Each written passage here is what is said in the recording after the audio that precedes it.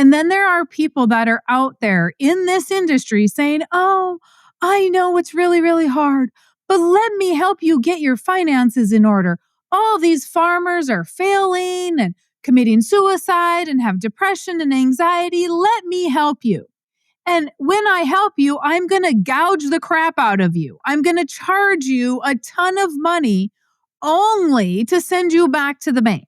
I'm like, what do you mean they didn't go over cash flow ideas with you? What do you mean you don't have enterprises broke out? What? Why? We need to create cash flow. Hello, hello, hello, and welcome back to the podcast. Thank you very much for being here. I appreciate it. Okay, today let's talk about Mary Jo fighting for the underdog. And so this is something that I was just born with. I've been like this forever. It just is who I am. So here's a little introduction to my life. If you're like, why is she yelling and screaming all the time? Because God said, dear child, I am going to bless you with passion. I'm going to make you a fighter of the world. And so here I am. We listened to a lot of Sean Ryan. We were listening to his podcast with John Rich from Big and Rich. He also had a podcast with Tebow on quite a while ago. And it was funny because John Rich and Tebow and Sean Ryan kind of all have said the same thing in their own little way of if somebody doesn't do something, everybody else is just going to sit beside and watch. And so we have to step up and we have to do something. And not everybody is made to be that way. But I got to be one of the lucky ones. And I am very passionate about, obviously, a lot of things. And when I have a thing that I'm passionate about, then it comes out like this. So I have always, if I look back at just myself in middle school, even elementary school, really, I was always the friends with the underdogs. I was always the friends with the popular kids. I was friends with everybody, but don't be picking on people because that's not nice, right? You don't need to make fun of somebody because you don't know what situation they grew up in, where they came from. If they don't have a lot of money, what does it matter? That's just always kind of been my MO.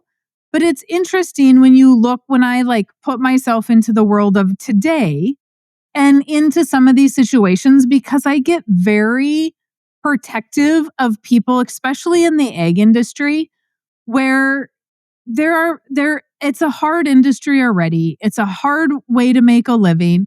And then there are people that are out there in this industry saying, oh, I know it's really, really hard, but let me help you get your finances in order. All these farmers are failing and committing suicide and have depression and anxiety. Let me help you. And when I help you, I'm going to gouge the crap out of you. I'm going to charge you a ton of money only to send you back to the bank. And so I came across a guy last week that he was in a bad financial position. He had to file bankruptcy. And now he's going to this person in the egg industry who's going to have him pay tens of thousands of dollars to say, hey, let me get all your financials, all your books back in order so that we can get you back to the bank and you can look good to the bank so they can lend you some more money. All while this guy has a consolidation loan to pay for from bankruptcy. He has borrowed a line of credit personally, and he is only paying back the interest. He can't make the full payment. He's doing a ton of different things, of which he has no idea which enterprise is making money. Is it the custom work? Is it the cattle? Is it the farming? Is it the trucking? What's making money? No idea. The dude he's paid to get all his finances in order, where is that? How come he doesn't know that stuff? Did you do it and he's just telling me he didn't know it? Or did we not do it and we just took advantage of somebody? Why are they not able to talk to you? Because we're paying tens of thousands of dollars. There's no one-on-one monthly communication for that. We're just going to send them back to the bank. The guy had never even thought about how to create cash flow. I'm like, what do you mean they didn't go over cash flow ideas with you? What do you mean you don't have enterprises broke out? What? Why? We need to create cash flow. We don't need to put you back into the system because you already have a private loan that we can't pay for. So if you're going to do anything, it is maybe adding some cattle to do some sell by marketing so that you can create some cash flow to go buy those things, make those payments, do those things. It's going to start slow no matter where you're at. But we can't put you back into the same system without you being more educated financially. It's just mind-blowing to me that people are spending money on other people consulting that's not really even consulting. We're spending money to belong to groups that are short-sighted. Everybody within the group is short-sighted. What? Why are we doing that? So then I'm coming in and saying, where's the help? I just spent an hour and a half with you for free because I want to help you. My clients do not pay me an ongoing amount of money to help them. I get paid commission when I write a policy. I will help you the same regardless of how big your policy is, right? Everybody gets the same amount of attention, the same amount of time with me. I'm not going to short suit somebody because their premium was a little lower than somebody else's premium and I made different amounts of commission on that. No, everybody is equal over here.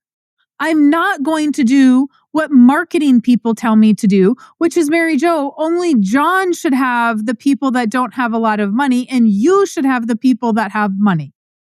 You should be, because this is what people, marketing people, people in my industry, people as a whole have told me for years.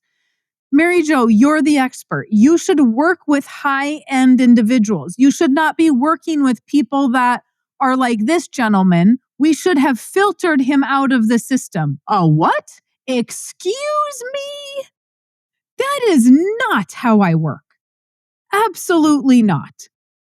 That gentleman needed me just as much as, if not more, than the high-end individual. I can go wherever, right? Because I can go with the high-end individual. I can go with the guy that's struggling, that needs ideas, that needs encouragement, that needs incentives, that needs to understand how it works. Why would I filter out those people? Why, if somebody is paying me money, would I not be meeting with them one-on-one? One-on-one. Tens of thousands of dollars. And we don't get one-on-one conversations on a monthly basis, much less anytime I want basis. Okay, I don't make that kind of money on people, and they can call me whenever they want. If they're a client, they can have access to me an hour a day, every day if they wanted. Does not matter. I talk to my clients about things that are not infinite banking related. We're talking about business. Some of them have businesses. They want to talk about how to grow their business, how to look at their profit margins, how to look at marketing, all of those things I talk to them about, and I love it. It's what drives me, is to be able to help them. But it's always driven me because it's how God made me. Okay? There are things that I'm very passionate about that I'm not going to just sit back and be like, oh, okay, well, it just let somebody else take care of it. No.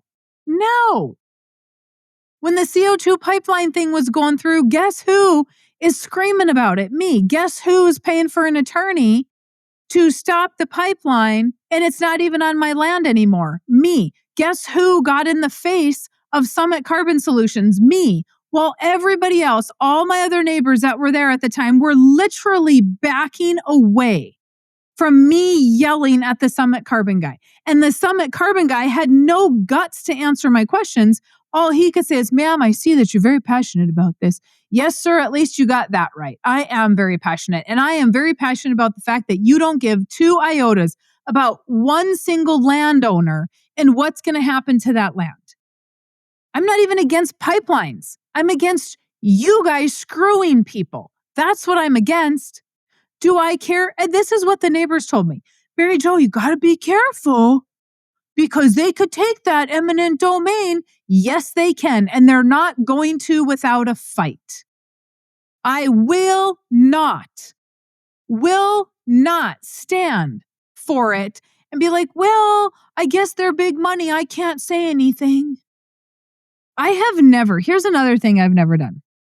I've never been a person that's like, oh, that's an elected official. Oh, let me bow down. Our president, and I don't give a crap if he's right or left, he could walk in a room and I'd be like, you know what? You are an elected position. You are not anybody special to me. I'm not going to get all jittery and be nervous to talk to you. No. As you guys should not be all nervous to talk to me.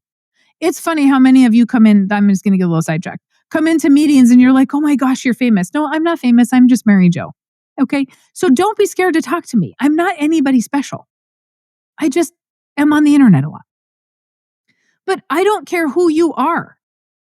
I don't care if you are somebody on your high horse thinking that you can control other people because you have power to do so. No, I don't care that you think that you can charge people tens of thousands of dollars and not provide value to teach them accounting and teach them a system. And this isn't the only guy I've heard of going through this system and coming out the other side in a poor manner, okay? Or going through any system and coming out the other side in a poor manner. You guys can get into groups and make sure that group is valuable. I recently was going to do some business training and I was going to go to some kind of business training program. And I talked to the people that were putting on the program. And he thought that he was selling me on the fact that other people that made the same amount of money as I did and were as successful as I am were going to be in that group. And I said, oh, well, that's disappointing. And he's like, why? I said, because I want to be in a group of people that have more money and are more successful than I am. I want to learn something. I want to grow. I don't want to be teaching and stay the same. I want to grow so I can add value to my clients. And he was kind of taken back and then he changed his tune and I'm like, well, now you changed your tune. So, you're just selling me at this point. And I don't need to be sold. I'm in the world of sales. I know how that goes. So no, thank you. Approach is broken. Okay. I'm not that easy to sway. And I've been in other coaching programs as well that I've paid tens of thousands of dollars for, flown across the country every quarter to sit in a room with somebody for a day and go, well, I already had that figured out. Everybody's problem, I've already created the solution to. I've already got that solution. Now I'm sitting in the wrong room. Because I really need to be sitting in a room of people that are making more than me, not the same or less than me. That think that taking a day off is a crisis and they can't do that because they're micromanagers. And so I have learned along the way that I'm not going to surround myself with those kind of people. And so we have to and I don't care. This is why I get so passionate about life insurance and people that are being sold universal life, indexed life. This is why I get so passionate about people that say, oh, I know infinite banking. No, you don't know infinite banking. Have you studied it all day, every day for 16 years, for 5 years, for 10 years, for 20 years, whatever that is? Is that all you do? If it's not all you do, then don't tell me that you understand infinite banking because it's all I do. Day in, day out, and I am always learning.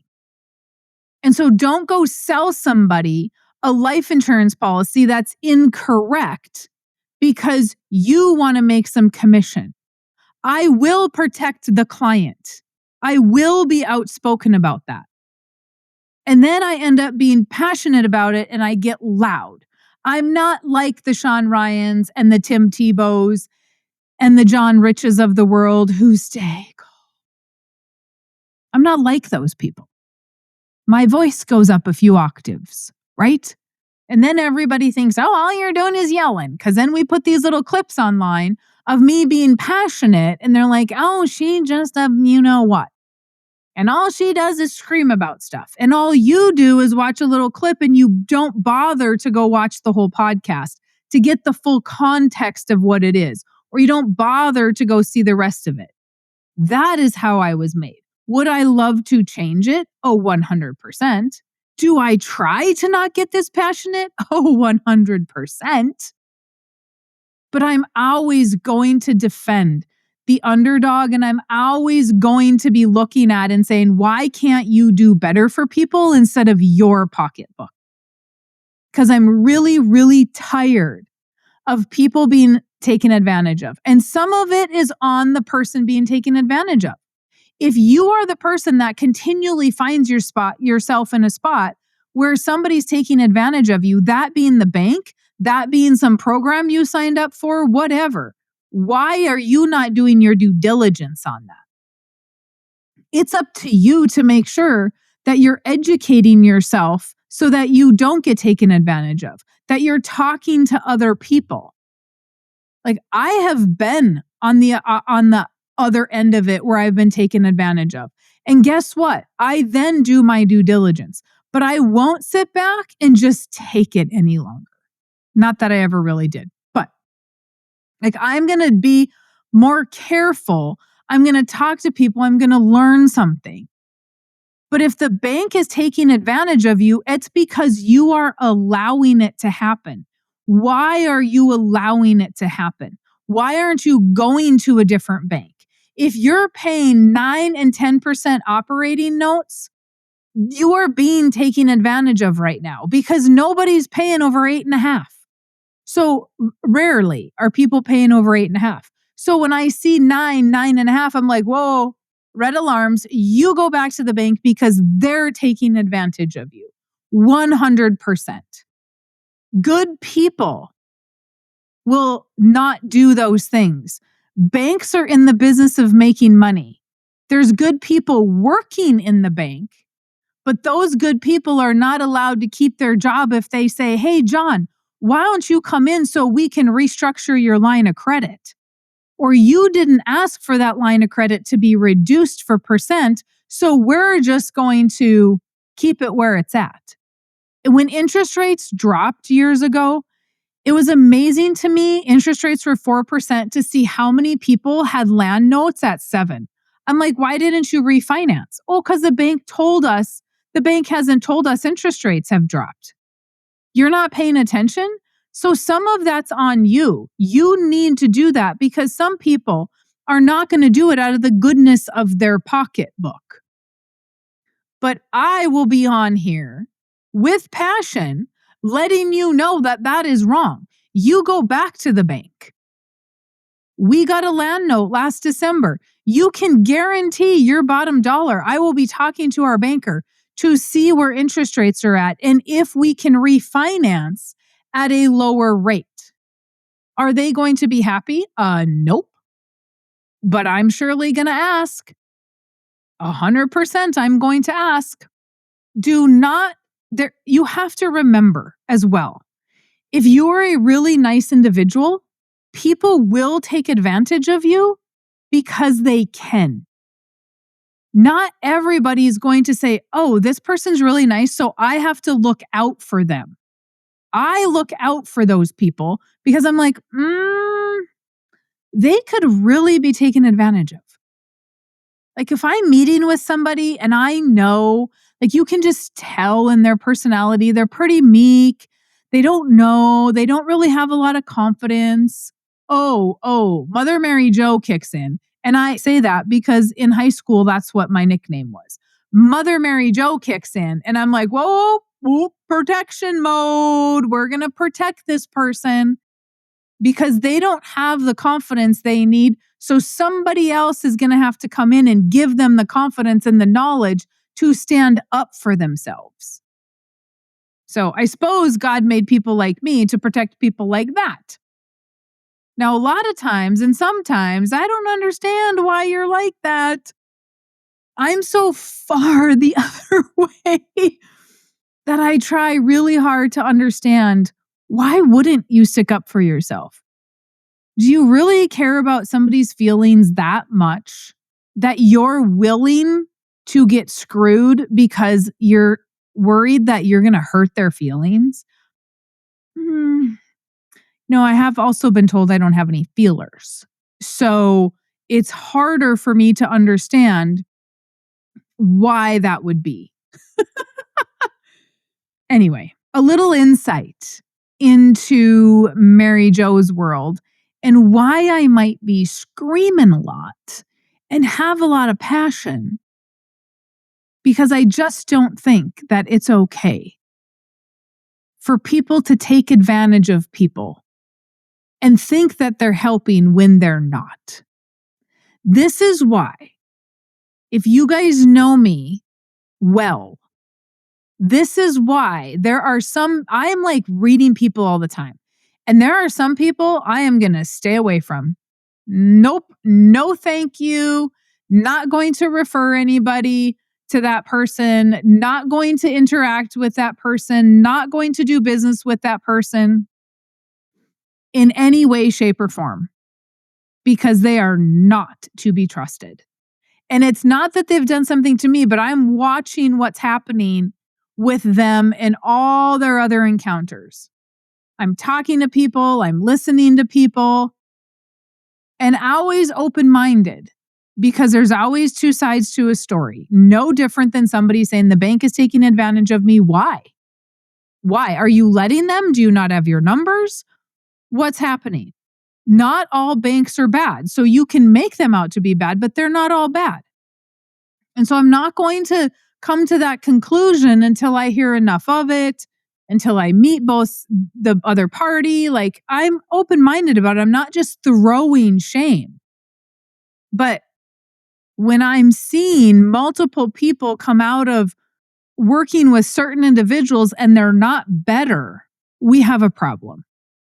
So anyway, pay attention to who you're working with and how much money you're giving them.